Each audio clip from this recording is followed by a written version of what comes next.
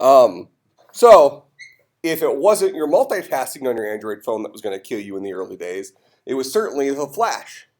Now the good news is most people avoided flash because it didn't work well. It's so if any of you who have an Android phone, how many of you have ever used flash on your Android phone when it used to work? I promise you it would not have been a very good end user experience. Apple was always set against using flash.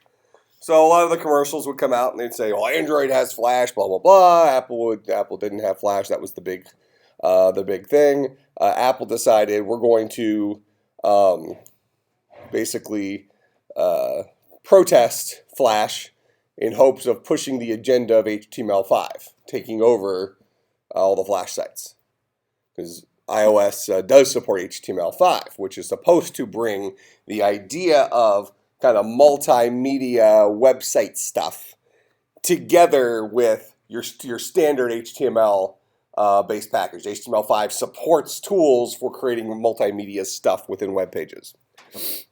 Well, this ended up working.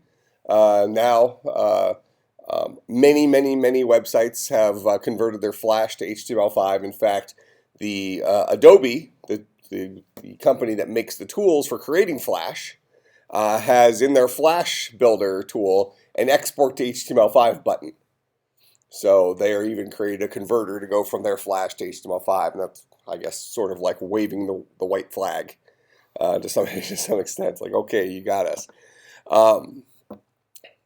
So that typically worked. It was actually probably a pretty good move for the industry. Had a big enough fish like Apple not made the push to say we're going to stop and we're going to stop relying on an older technology like Flash. There was nothing wrong with Flash. Flash was just something that had been around for a very long time. And we could argue we needed something new. So had we not had a big fish like Apple say we need to wait for something new, we probably would still be reliant on Flash. You know, who else? We only have a couple of companies that have that kind of impact, right? You know, Apple, Google, Microsoft in technology. I don't know if you could really even add anybody else to that list. I mean, you have some big game companies, but they only have push into certain niche areas. So really, it's only those three companies. And anymore, Microsoft really isn't taken as seriously, right? So is their voice even big enough? Google's is. You know, Google and Apple, they're the current people in Fight Club, I guess. So in any case, then Android commercials stopped bragging about how they had Flash, and they kind of quietly discontinued Flash. How many of you who have Android phones were not aware that Flash no longer works on your phone? And that kind of goes along with what Tim was saying, like, well, when do I even need Flash anymore, right? So somewhere in the middle there, you went from, oh, I had Flash, to I need to be really desperate to try to use Flash, to I don't really need Flash very often. Oh, by the way, it doesn't work on my phone anyways. Oh, I didn't notice. Somewhere in there that all kind of occurred. There was no like grand announcement from Google saying, oh, by the way, we dumped Flash. They did. It happened, but there was no like grand announcement of this. So kind of an interesting, interesting storyline in the history there. Oh, so how many of you got up in the middle of the night to order your iPhone? I did. I got the 6 Plus Gold 128 gigabyte. It's already back ordered a month, and I'll have mine Friday. So we get up. This is my wife and I were, so we're sitting there. It's 2 a.m. Well, we got up at 1:55, so we had time to pee. These are the things you plan for. So we get up at 1:55, and we're sitting there hitting refresh. And 2:45 rolls around, because it was supposed to go on sale at midnight Pacific, which would be 2 a.m. our time. The Apple Store wasn't going live. I went over to AT&T's site, and they were having problems too. So I think the carriers were having problems doing the pre-orders for checking for eligibility. So Apple's store didn't come up. Well, I just happened to haphazardly check on my phone the Apple Store app. And it wasn't working either, but it came on around 2:45 or 2:50 a.m. So we ended up both getting our orders on the phone, and it worked. And I just read this morning, and I posted on Facebook in the middle of the night saying, that by the way, we got the pre-orders done, but the site's still down, but the Apple Store app on the phone works. Not the website, but the actual app. Got up this morning, I read a site on Mac Rumors that I guess the Apple Store website didn't come back online till 3 hours after the Apple Store app came online. So like almost 6 a.m. We would have been sitting there. I think we would have given up before then. Yeah, but apparently all the 6 Pluses are sold out. They're back ordered a month. If you order now, it'll come in a month. And then I think the 6s are still available. But who wants the 6 when you can get the Plus? I mean, it seems to me if they want to sell both of those phones kind of equally, just as 2 different size, you can't name one Plus. I mean, Plus kind of sounds like better. Maybe not quite as strong of a term as like the 6 Supreme. Not that, but sort of, kind of, right? I mean, you can do the 6 Mini, 6 Large, or something like that. Our contract isn't up until February anyway. That's right. Now you sound like the cable company guys that were talking about. The two levels of speed. The 2 levels of speed. We're talking about slow and fast. We're talking about fast and ultra fast. No, fast and hyper speed. Oh, that's right. Fast and hyper speed. Yeah. So, anyways, it'll be. And then my wife's case though, that's back ordered a month. But I got my case. We did those as separate transactions in case the whole thing was going to fall apart at the moment's notice. So I actually had to pay $4 shipping for my case. Did she get the Plus too? No. No, just regular. She got the 64 gigabyte space gray 6. Because she wanted the one with the black front on it instead of the white front. $4 is really gonna break the bank. It's a $50 case and it's $4 shipping. I'm almost paying 10% shipping. You ordered a 128 gigabyte phone for. I know. So why am I being nickel and dime for shipping of my case? It's Apple. If you're not being nickel and dime, something's wrong. Something's wrong. All right. So, anything else in our comparison iOS versus Android? Did we come up with who's better? I think it's the user that needs to decide that. Yeah, I think certainly. From an operating system perspective, they are both operating systems, right? Okay, they all act as an intermediary between the end user and the hardware. We have people in here running both iPhones and Androids. All of you are able to capably use your devices. You can make phone calls, you can check your email, you can do all this other crap. Are either one of them horrifically inconvenient to use? Certain things maybe work better on one versus the other, and then the other one will just steal it and add it to theirs. But but generally speaking, they're good user interfaces, right? So they're good operating systems. So what really drives the decision of the consumer as to which one you should use? Those of you who have Android, why do you have Android instead of iPhone? What drove that decision? As long as Apple done anything innovative in the last year and a half for the iPhone. Okay, so for you, one thing that drove the decision was brand. It was innovation. Well, Everything- you lost faith in the brand. Yeah. Okay, fair enough. Everything Apple's done recently has just been copying from a generation or two of Android.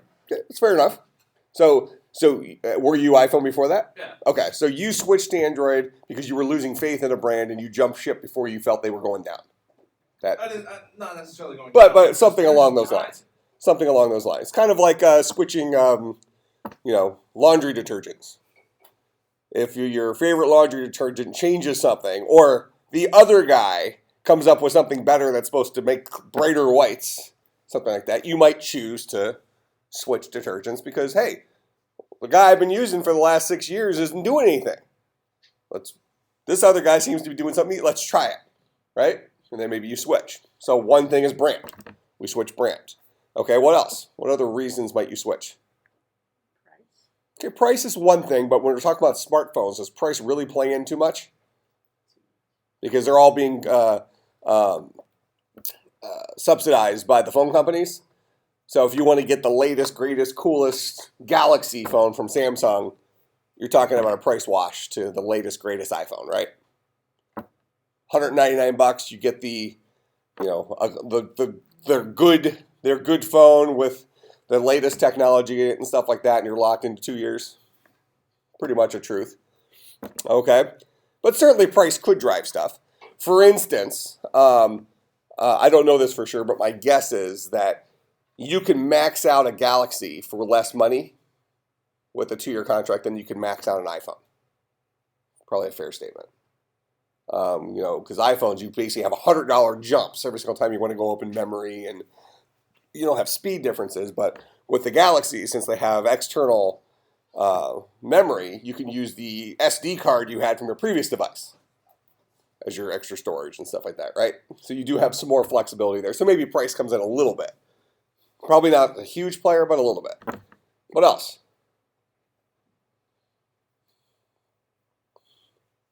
So we have brand, we have price, we've got device. Oh, go ahead. On the Android side, there's like a variety of different phones Mm-hmm. to pick from.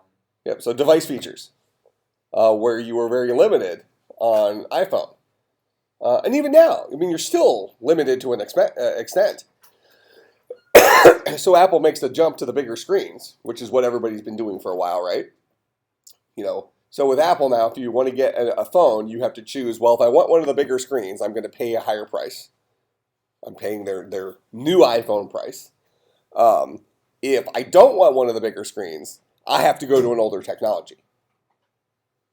Right? Where with other smartphones, when they come out with a new phone, they have 2 or 3 different screen sizes for that phone, right? They don't have the large and extra large. They might have the normal, the large, and the extra large. Where Apple's just abandoning the smaller phone size, seemingly. We have, you can still buy the 5S and the 5C, because they're claiming from last year that we came out with 2 brand new phones last year for the first time ever. Well, that was a lie in and of itself. The 5C was actually the previous year's 5 with a plastic case on it. So now you can buy last year's phone or 2 years ago's phone as options. Or you can get the new phone. And we all know in technology, something that's 2 years old is basically antiquated, right? It's not even usable. Might as well just be a paperweight. Okay, so certainly device features, that drives us. Price drives us. Brand drives us. Now, brand's never going to go away in Apple versus Android, right? You have loyalists on both sides. And that has nothing to do with technology. That's just like anything else. How many of you are NFL fans? How many of you love the Packers? How many of you hate the Packers? So, so we all have our allegiances to our teams. And it doesn't matter how good or bad they are, right? It's like, oh, this is a rebuilding year. Yeah, right. So it doesn't matter. You're always going to have allegiances to brands. Price is going to be a moment of competitiveness, and then you get into the hardware. Now, what do you think? Are large screens where things are going? At least this year. Are the screens going to keep getting bigger and bigger, or do you think we're starting to hit the point where your screen, your phone screen, is as big as we really need it. And now the other aspects of the phone need to enhance. There's literally everything in between now. From the watch to the large iPad, you have every decision in the world that you possibly want for your phone, for your size. Well, I don't know, there's a pretty big gap between the watch and the iPhone 6. Going from the iPhone 6 to 4 to the 6 and the 6C. It'll be interesting to see what they do with the iPod touches. Yeah. Are the touches going to remain the older size, or the touch is going to jump to the phablet size? So we're going to have the touch and the iPod Touch and the iPod Touch Plus. That Touch Plus kind of sounds creepy. I don't know why. I can't even connect the words to figure out why. It just feels creepy. So, I guess who knows? But the screens seem to maybe be big enough, because then you start getting into tablet size things. I don't know. Interesting world. I had a conversation with a guy a couple of days ago. We were talking about TV screens. Are our TV screens going to keep getting bigger and bigger and bigger? It seems like we stopped for a while around about a 60 inch TV, and then they immediately jumped back up to 70 and 80 inch TVs now that we can make them at more cost effective price. And now we got curved TVs. And he was questioning whether or not we're going to move away from physical screens and just have pocket projectors. Or fixed projectors in the house, but having your phone be your TV projector. You just sit down, plop it on the counter, and it projects onto the wall. You just have to have a space on the wall or a screen that pulls down in front of the stuff on the wall, and that's now your TV. That would only work if you can make a good enough resolution for the projection. Yeah. Well, it wouldn't be the resolution; it'd be more the light source. I think we have the technology for the resolution. But how big of a device you have to have a strong enough light where you're not going to have to, turn the lights off in the house and that kind of stuff. So yeah, that was the debate we were having. At what point does the physical television set go away, or when do we just beam it right onto our retinas? At some point, we're going to have that. We're going to have that decision. We've already had it with the Retina screens. The super high resolution, high pixel density screens on these newer devices. The iPhone 6 Plus is their Retina HD screen, which is at 408 pixels per inch, compared to the iPhone 6, which is a 326 pixels per inch. Well, the human eye can see about 300 pixels per inch. So anything over 300 is going to be not detectable by the human eye. Yes, the picture's better because there's more pixels there, but you can't see them. Great. So why do we need the 400 pixels per inch screen? Those people are really amazing. With really great eyes, the robo eyes. So it seems like we need to upgrade our eyes. That needs to be the next product category. Gross. So Apple's eye.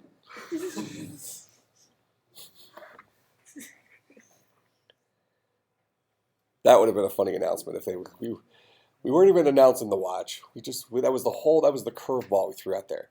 We're actually talking about an Apple branded eyeball. How many of you would let them install that? I totally would. My eyes aren't that great. Isn't that like I've worn trifocals since I was 18. I could use a couple new eyes.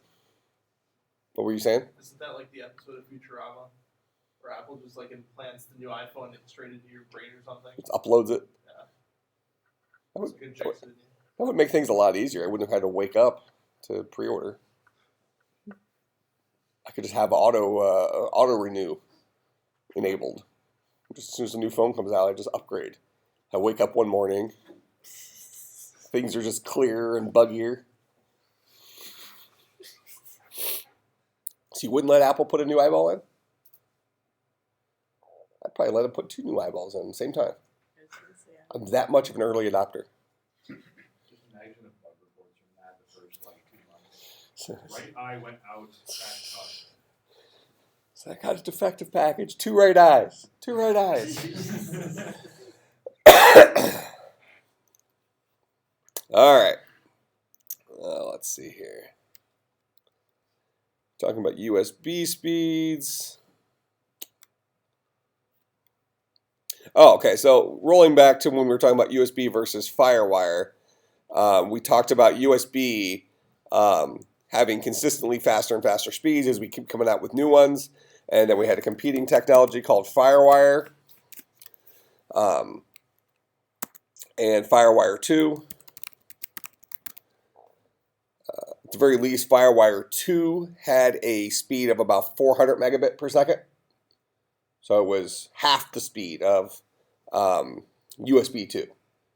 But it was still very common for people to use a FireWire 2 hard drive for video editing stuff over a USB 2 hard drive. And the reason for that was what?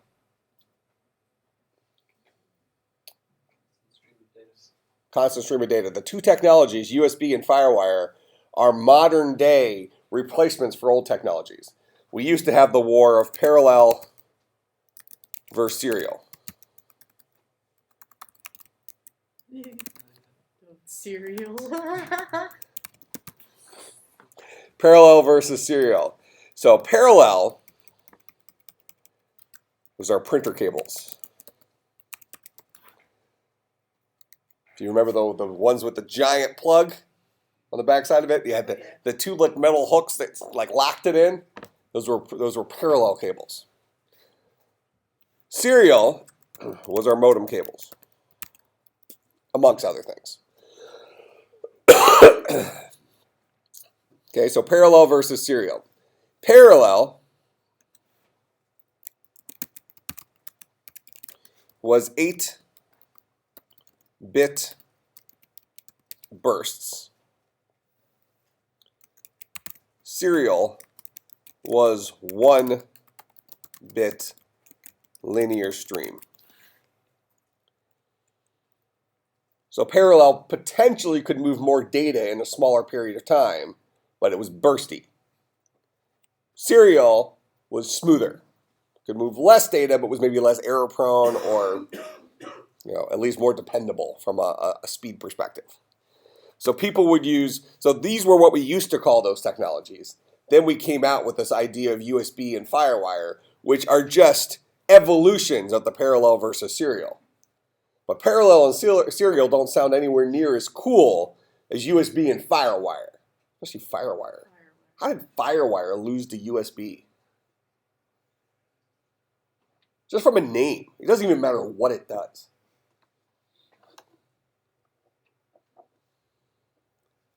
Plus, there's an example of an Apple loss. FireWire was very much an Apple-backed technology. Fell apart. Nothing has FireWire anymore, right? So they renamed them. Parallel became USB. Serial became FireWire. But it still had the same nature of those technologies behind them. One being a linear bit-by-bit stream. The other one being a bursty byte-by-byte stream. Okay? The big thing that was added to USB and FireWire was power. Devices could be powered over both of those buses. Which is why you have some devices today, I think we had the conversation about, it was common in the early days of USB where you'd buy a USB device, it would have a second plug on it to plug another USB device because they just assumed we wanted to have this giant daisy chain of devices laying on our desk. Because that's cool. Well, let me see where the camera is here. It's like, oh, mouse fell off. Somebody thought that was a good idea at some point. So, but I think we made the point that when you buy a new USB device today, rarely does it have an extra plug in it. Things that do might be like a USB keyboard, stuff like that. But you're not going to have a mouse with an extra USB plug on the side of it. most USB devices today give power off, are accepting power off of them. So when you plug a mouse in today, you get the little red light on. That's getting some electricity over that USB bus. Well, even though you can technically have 127 USB devices chained together, there probably isn't enough power to go around to power that many devices. That's kind of why they put the kibosh on that.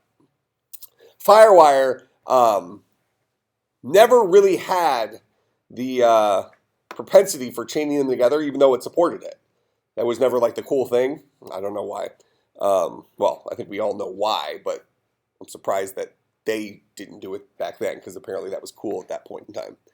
But it actually also carried a voltage, higher voltage than USB did.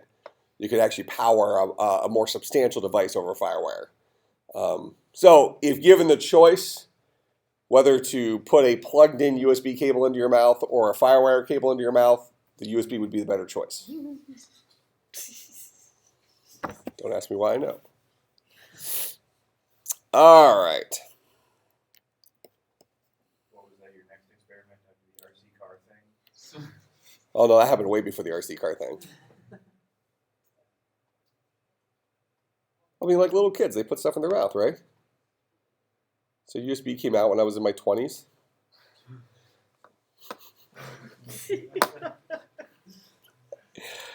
Yay.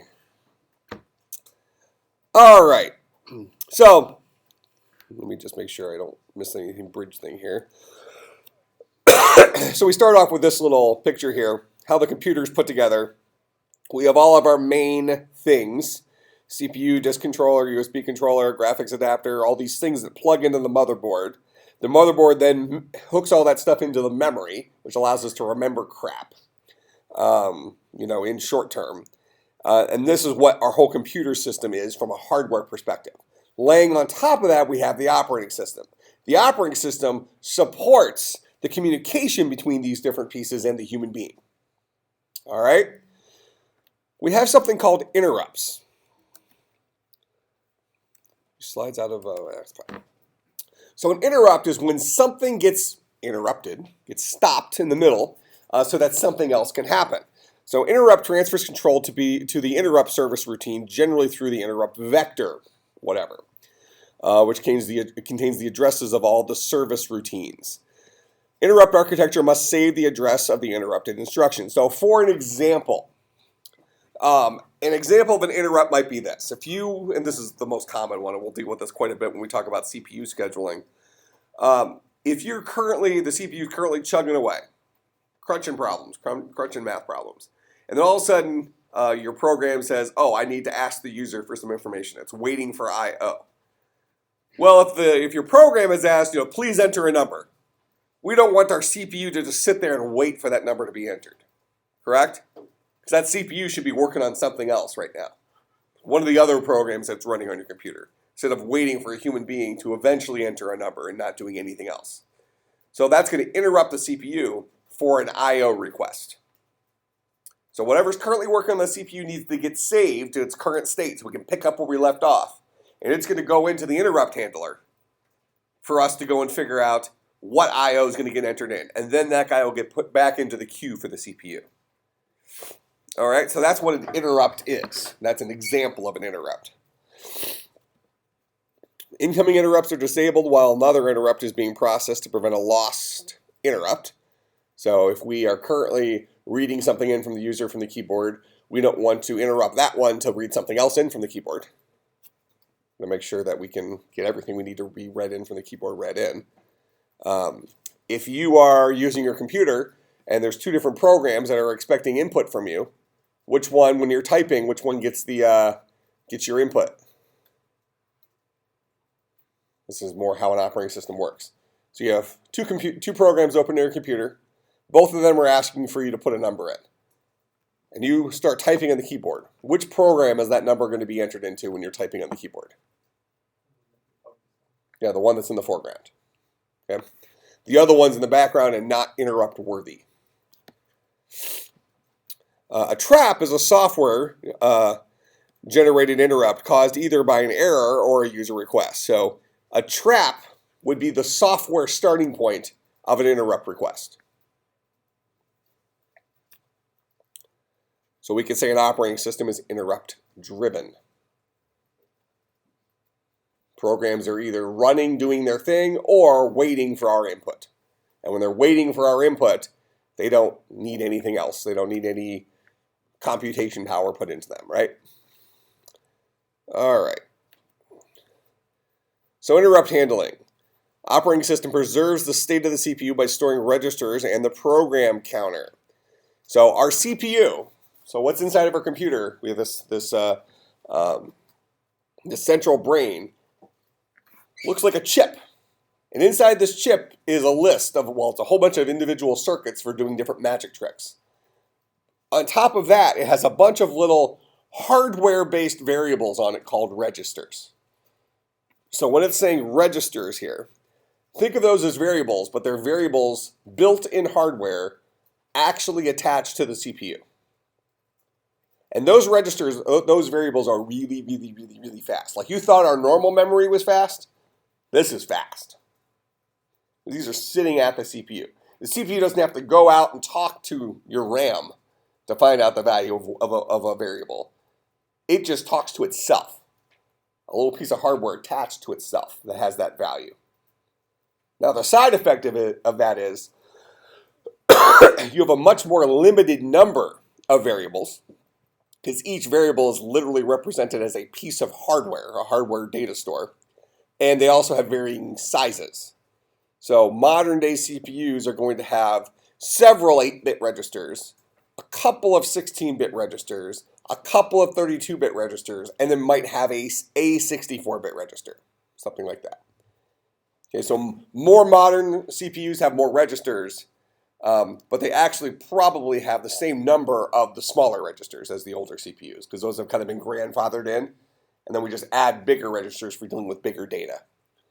So a 64-bit processor might have a 1 or 2 64-bit registers. It can hold a 64-bit number very close to itself so it can use that number often. So when we load things into our CPU, when our CPU is processing a computer program, and that program gets turned in from our high-level language to our low-level language, which is a one-to-one relationship with the CPU, right? All that stuff gets loaded. All that stuff is turned into instructions that equate to magic tricks the CPU knows how to do. More importantly than that, part of those magic tricks are going to be storing values here, retrieving values there. It's going to have to solve that problem for the architecture of that CPU and make sure variables are stored in the proper registers.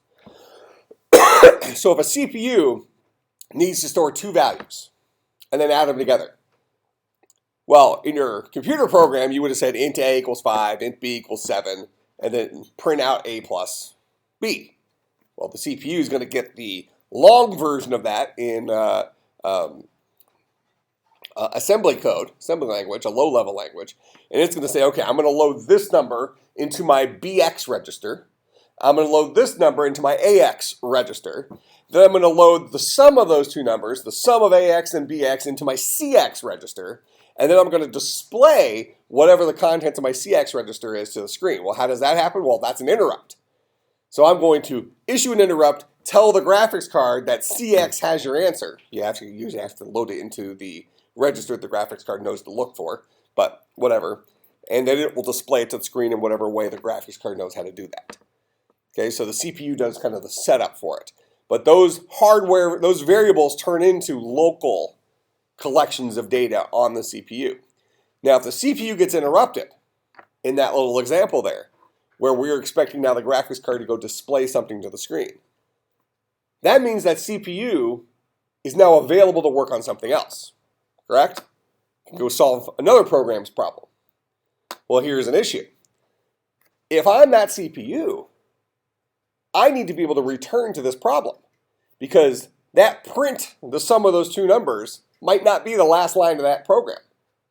It's just the next line of that program. So I need to be able to take a snapshot of what the current state of the CPU looks like in terms of all of its registers so I can come back to it later after this interrupt is done. Does that make sense? And that's called context switching. Okay, we'll talk more about that when we specifically talk about CPU scheduling, but that's very expensive.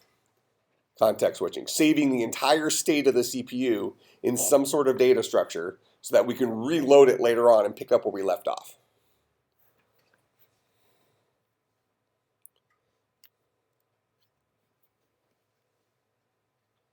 I don't want to deal too much with that. Okay, let's talk about input-output. After I/O starts, control returns to the user program only upon I/O completion, kind of what we were just talking about. The wait instruction idles the CPU until the next interrupt. So when a I/O request enters the CPU pauses, does a context switch, sends that over to the interrupt handler, starts working on something else. As soon as that guy that was in the interrupt handler finishes, then, that's the I/O completion part here, he'll go and get back in line for the CPU. At most, one I/O request is outstanding at a time. No simultaneous I/O processing. But now, how would this work? I have two programs running at the same time. We posed this a second ago, but how would this actually be implemented in the operating system? Both programs are asking me to enter something in. Type in a number. Okay? Now, I mentioned, okay, I'm typing on the keyboard which program gets that input. And Amish said that it's going to be the program that's in the foreground. Agreed. Well, this thing here says that only one I/O request can be outstanding at a time. Let's say that I have that program open that's expecting input, and I start typing something in it. And I recognize, oh, I'm typing on the wrong screen. That ever happened to you before? You had the wrong program highlighted, right? So you backspace out of it, and you switch over to the one you want to be entering into. Has that I/O request been fulfilled from the first program? No, it's still outstanding. It's waiting for you to type something in. Now you switch over to the other one, and you start typing. Does it start typing in? It does, but this thing says, at most, one I/O request can be outstanding at a time. How do we handle that? Both of these things have left the CPU because they've both been interrupted. They're both waiting on user input.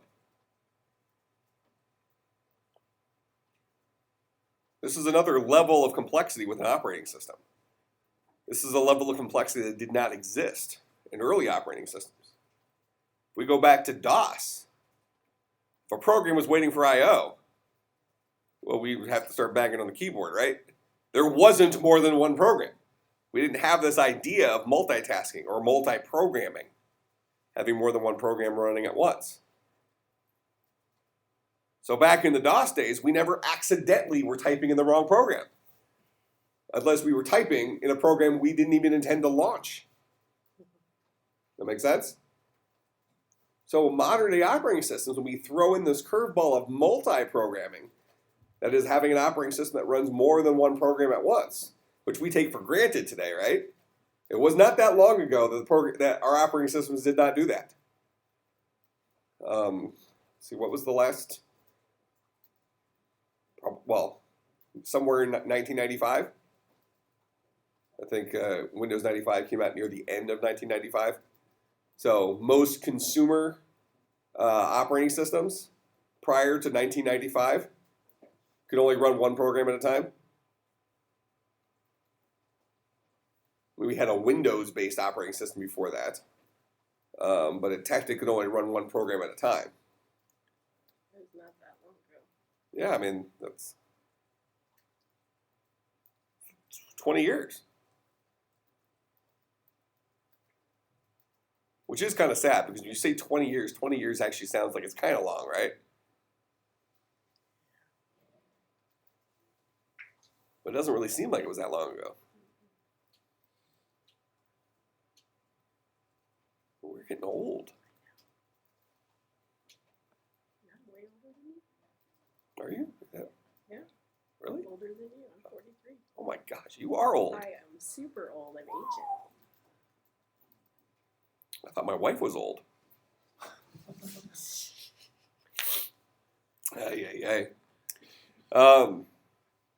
Yeah, 20 years, geez.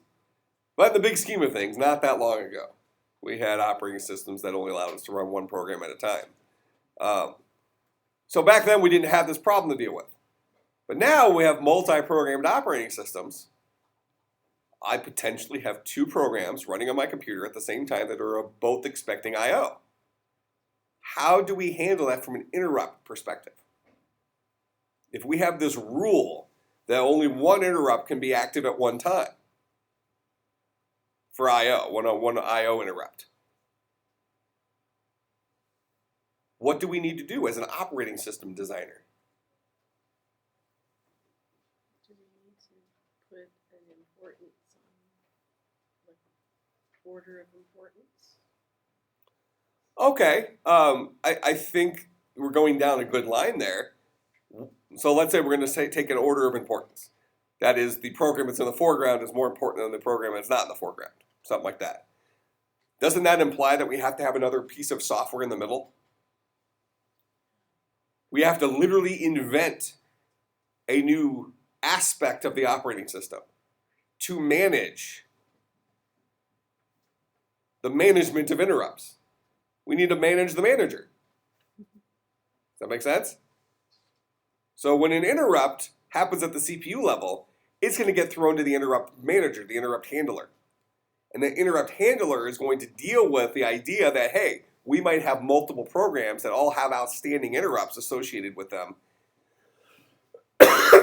And when the user is currently typing, when they're using one of the I/O devices like a keyboard, which of those interrupts is that keyboard currently serving? That make sense? So as our operating systems get more complex, as the problems we create for them become more complex, the problem we're having to solve becomes more complex, which means that our hardware goes less far. I think that's at least close enough to reasonable English, less far. And we see this pattern in computing all the time. We keep having this feeling that, this year's model of X, Y, and Z is twice as fast as last year's model, blah, blah, blah. But does it ever feel twice as fast? Or has the stuff that we do with it just caught up? It's twice as complex. Maybe the very first day you get it, it feels fast. But then it just goes same old. Kind of know what I'm saying? Same thing with internet speeds. The internet speeds we have today would have made somebody 10 years ago just absolutely cry. Like, these are impossible speeds. No way you can have this speed in your house. Completely impossible. But today we complain they're too slow. It's like, oh my gosh, I was trying to download this 4 gigabyte file. It was only going at 190K a second. And what am I supposed to do with that? It's going to take 20 minutes. 4 gigabyte file, not that long ago, would have been something that you would have been talking about. How many weeks will this take? Weeks. Now you're debating whether you should make a Taco Bell run. Whether you got time. Do I have time for the Taco Bell run? Okay, so our technology keeps increasing, but so does our demand for it. And that becomes an interesting player in any new evolution of software and hardware. And we see it around us all the time. We just had these new devices come out. Are they cool compared to last year's devices? Sure. Are they faster? They have better screens, blah, blah, blah. In 2 months, when everybody has them, are people going to be still bragging about how crazy fast they are? No, they're going to be talking about when's the next one coming out. Because so-and-so has made a game that doesn't run right on it. It's actually kind of an interesting stopping point we see with the console gaming machines. Recently we had the PS4 and the Xbox One come out. And these guys were major, major, major jumps forward in terms of technology compared to the previous iteration of these consoles. But now we're stuck with a fixed performance device. So all the games that are going to be written for this device for the next, let's say, 2 years, could be longer. Some of these lifespans of these consoles lives for a while. All are going to be written for the same speed device. How many of you would, outside of the handful of games that were just really, really, really great, how many of you are still as impressed with a game that was really cool 4 years ago today as you were 4 years ago? None of us, right? It was ridiculous graphics 4 years ago. Now it's equivalent to what's on my iPhone. So it was 4 years ago. All right, so we'll pick up from here on, Monday. I will not be here on Monday. I have a president's luncheon thing I have to do. I will not give you a homework assignment on Monday, though, so you have the day off. I have to get caught up on a couple of your assignments. So I will see everybody on Wednesday. We don't have classes. We do not have classes this coming Monday. I do not anticipate any other misses this semester. This week was unplanned for. Next week was planned for. I usually only get sick once per semester. I think I should be good.